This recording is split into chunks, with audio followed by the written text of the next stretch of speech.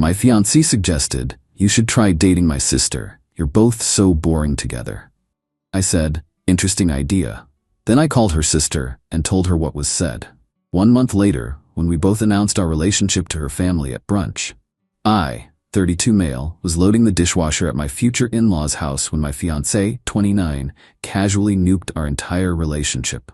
Sunday dinner had been normal. Pot roast, small talk, her dad complaining about his golf game. Her younger sister had just left to head back to her place. My fiancé and I were doing cleanup duty in the kitchen. She was scraping plates, I was rinsing. Then out of nowhere, "You know what would be hilarious?"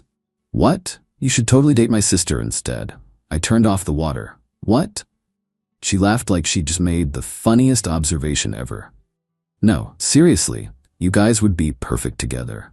You're both so boring." She reads those depressing literary novels, you watch 3-hour documentaries about wars nobody remembers.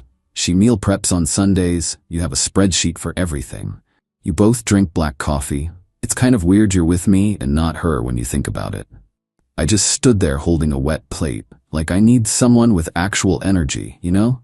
Someone spontaneous. But you two? Match made in heaven. Both probably asleep by 9:30 on a Saturday night. Are you breaking up with me right now? What? God, no. Why do you have to make everything so serious? I'm just saying, objectively speaking, you and my sister make way more sense personality-wise. It's funny if you actually think about it. Funny. Right. We'd been together 4 years, engaged for 8 months, wedding venue booked, invitations ordered, deposits paid on a photographer who charged $4,500 for 8 hours of coverage. And she just casually suggested I'd be a better match for her sister because we were both boring. That's an interesting way to see it, I said carefully. Right? I mean, don't be weird about it. I'm just being honest. Honesty is important in a relationship. We drove home in silence. She scrolled Instagram the entire 20 minutes. Didn't even notice I hadn't said a word. That night I lay in bed next to her, staring at the ceiling. She was already asleep, or pretending to be. I picked up my phone and texted her sister. "Hey, any chance we could grab coffee this week? Want to run something by you?" She replied pretty fast. Her, "Sure. Is everything okay?" "Yeah, just want to talk." Thursday afternoon work? 2 p.m. at the place on Morrison? Me, perfect. Thursday came. Her sister showed up exactly on time. She's one of those people who's never late. Ordered black coffee, no sugar, sat across from me looking a little worried. "So what's going on? Your text seemed kind of serious." I pulled out my phone and opened my notes app. I'd written down exactly what my fiancé said, word for word. Read it to her. Watched her face go from concerned to confused to absolutely horrified. She said what? That we should date, that you and I are both boring, so it makes more sense. Oh my God. She put her coffee down. "Oh my God, I'm so sorry. That's such a horrible thing to say." "Yeah. How are you feeling about this?" And that hit me. In 4 years, my fiancé had never asked how I felt after saying something mean. She'd just laugh and tell me to lighten up. "Honestly, I'm not sure yet, but I wanted you to know because she involved you and that felt wrong to keep from you." We talked for over 2 hours. She told me about growing up as the serious sister while my fiancé was the fun one. How every achievement she had got diminished. How she'd been called boring her whole life. "The really messed up part," she said, playing with her coffee cup, "I actually enjoy talking to you at family dinners. You're the only person who actually listens instead of just waiting to talk. I've noticed that too. She's my sister and I love her, but..." She trailed off. "I'm really sorry she said that to you. You deserve better." We left it at that, but something shifted. Over the next few weeks, my fiancé started coming home later and later. Girls' nights 3-4 times a week. Started smelling like cologne that definitely wasn't mine. I didn't ask, didn't really care anymore. Her sister and I started texting.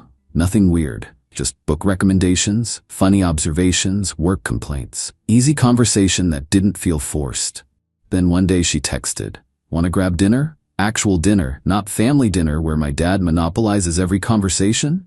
I said yes. Small Italian place. We talked for hours. Realized we both wanted to travel, but in a low-key way. Museums and historical sites, not Instagram photo ops. We both valued quiet evenings at home. We both thought the wedding industry was completely insane. "Can I ask you something?" she said over dessert. "Go for it." "Are you actually going through with the wedding?" I set my fork down. Every time I picture standing at that altar, I feel nothing. That's not normal, right?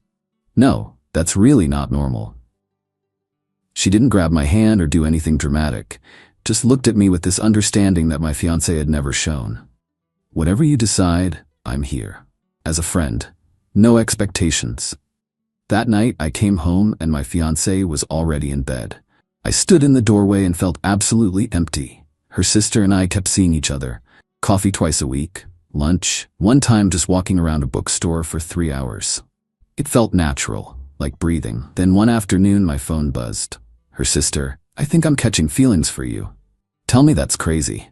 I stared at my screen for way too long, finally typed back. "Me, not crazy. I feel it too." "What do we do?" "Me, I need to end things with your sister first, the right way." "Her, I know. I just needed you to know. I'm glad you told me." Waited until a Saturday morning when we were both home, made coffee, sat down at our kitchen table. "We need to talk." She barely glanced up from her phone. "About?" "I'm calling off the wedding." Now I had her attention. "What?" "I can't marry you. I don't want to." She actually laughed. "Is this about the whole sister thing?" "Babe, I was kidding." "You weren't kidding, and even if you were, it showed me exactly how you see me.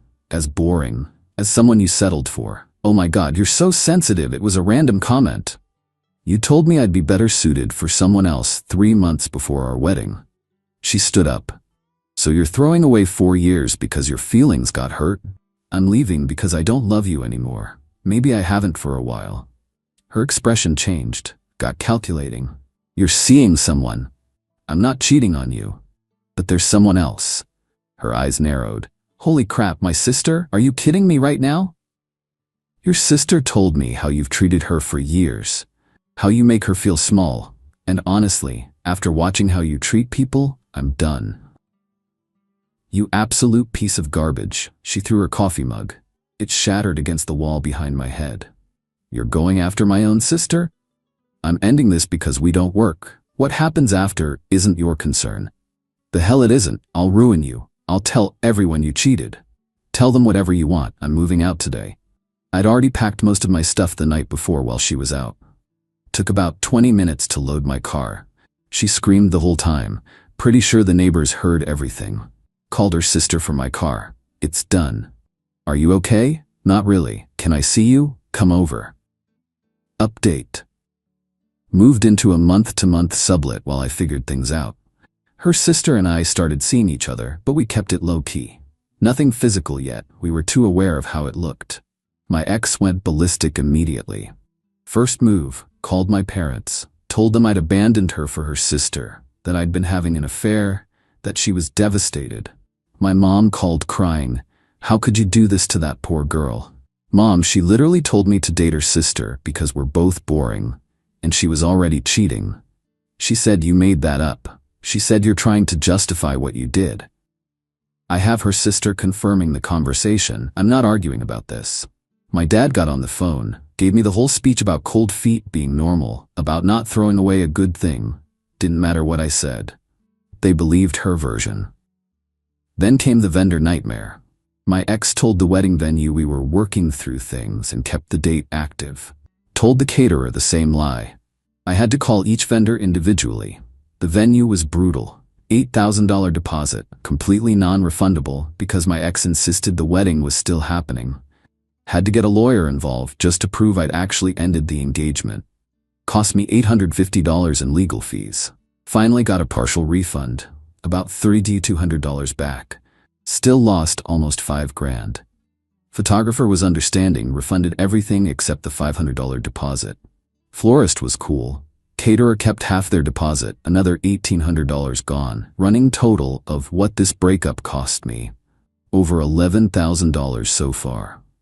My ex's parents called next. Her dad threatened to sue me for breach of promise or some garbage. Her mom sobbed about how she'd already bought her mother of the bride dress. Your daughter's boyfriend decided to screw her sister, my ex had told them apparently.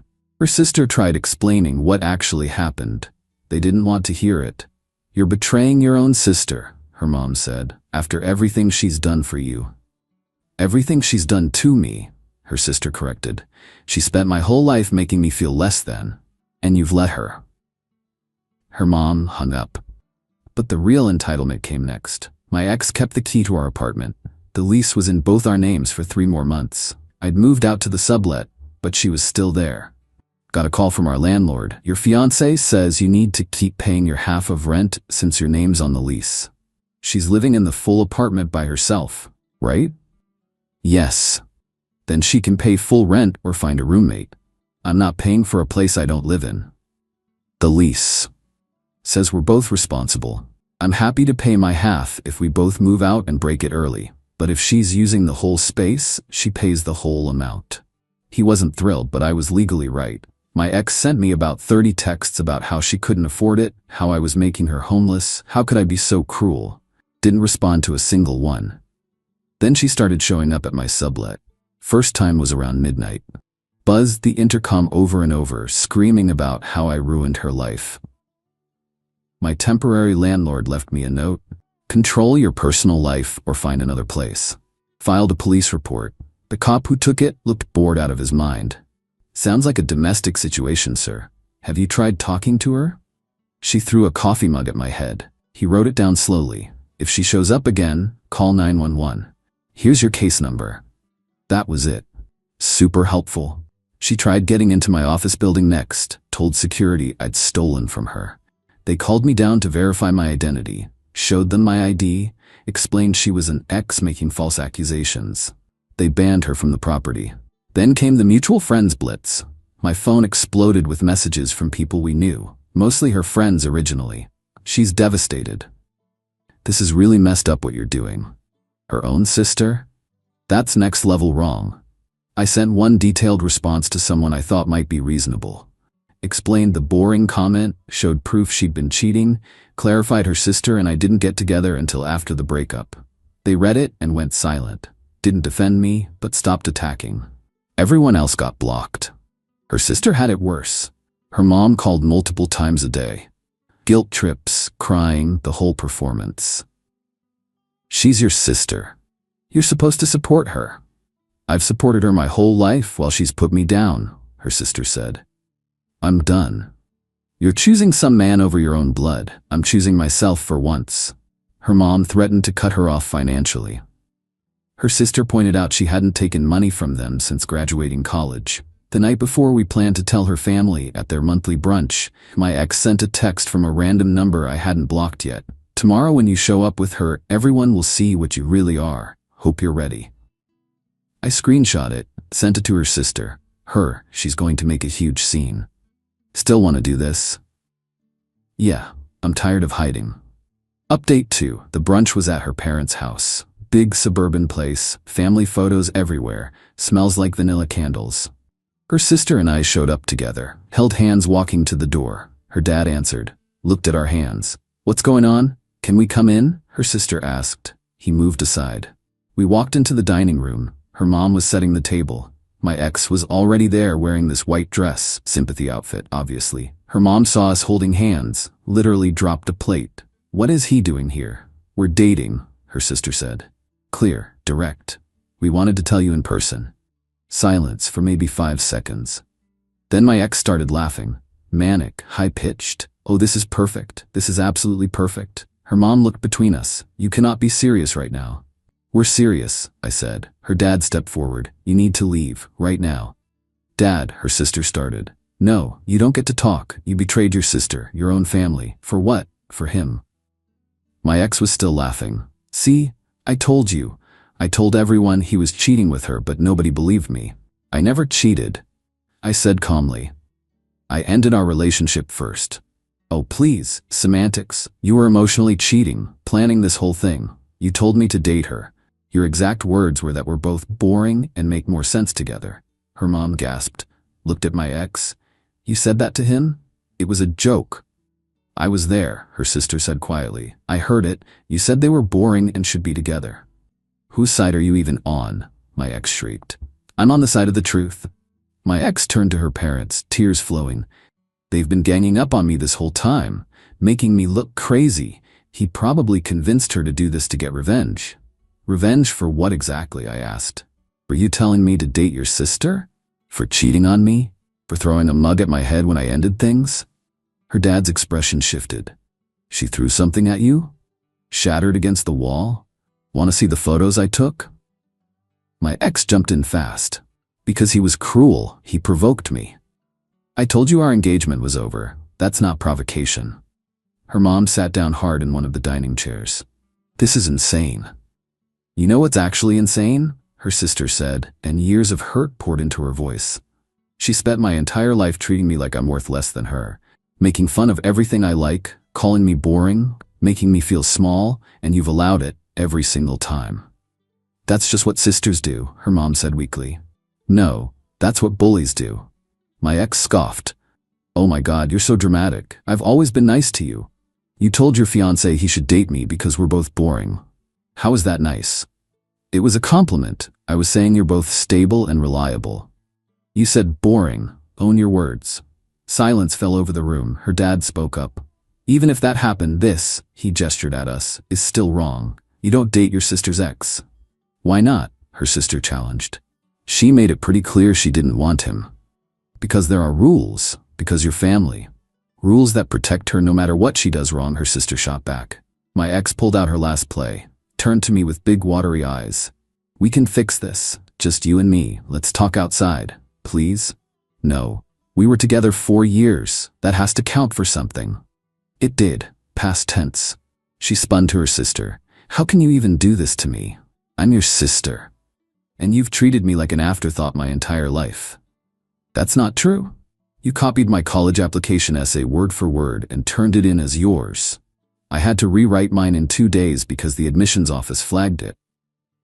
Her mom's face changed. What? You borrowed my car and brought it back with a dent and an empty tank. Never mentioned it. I forgot. You told my high school boyfriend I was boring in bed. We hadn't even slept together. The floodgates opened. Her sister had been storing this for years.